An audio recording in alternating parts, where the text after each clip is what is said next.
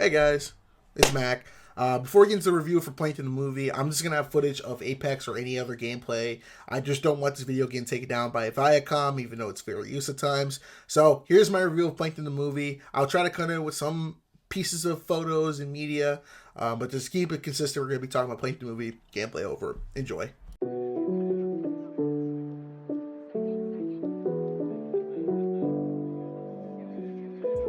I'll be honest with you.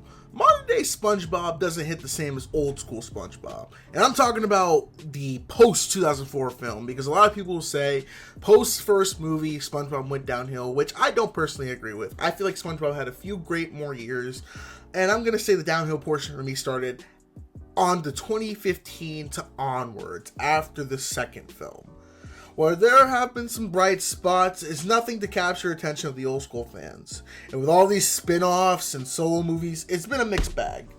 But I will say, for Plankton the movie on Netflix, it was genuinely entertaining.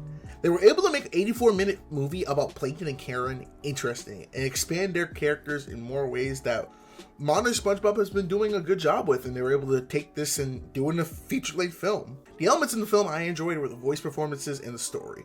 The voice performances were great. The cast has been together for the past 25 years and have done 4 movies together, so they know how to step it up a notch when it comes to the big screen. But in this film in particular, Plankton, voiced by Mr. Lawrence, and Karen, voiced by Jill Talley, stole the show.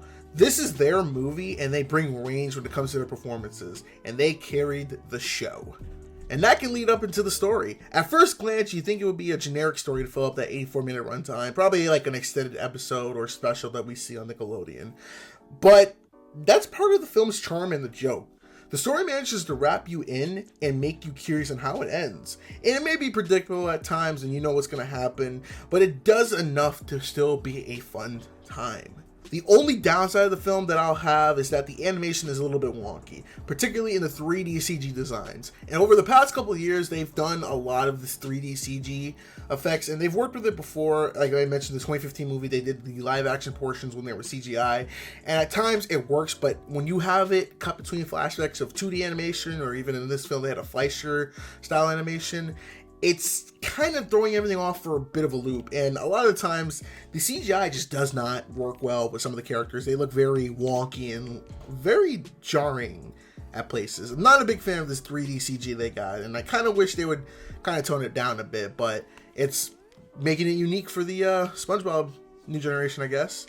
Overall, Plankton the movie is a fun film for the whole family. If you're a fan of the series, give it a watch. If not, I'd still give it a watch, especially considering that last year's film, Sandy movie, wasn't really that much of a good watch. This is much better than it. I'd give it a shot. With it being on Netflix, and it makes it perfect for a nice weeknight or weekend movie night. It makes it accessible for everybody. And I'm going to give Plankton the movie a final grade of a B+. So let me know in the comments below, did you watch Plankton the movie? And what's your favorite SpongeBob movie? Until next time, I'm Mac from Mac Movie Reviews, and I'll see you all in the next video. Peace! Hey, if you like this video, make sure you check out one of my other reviews on my channel, and stay tuned for the next one.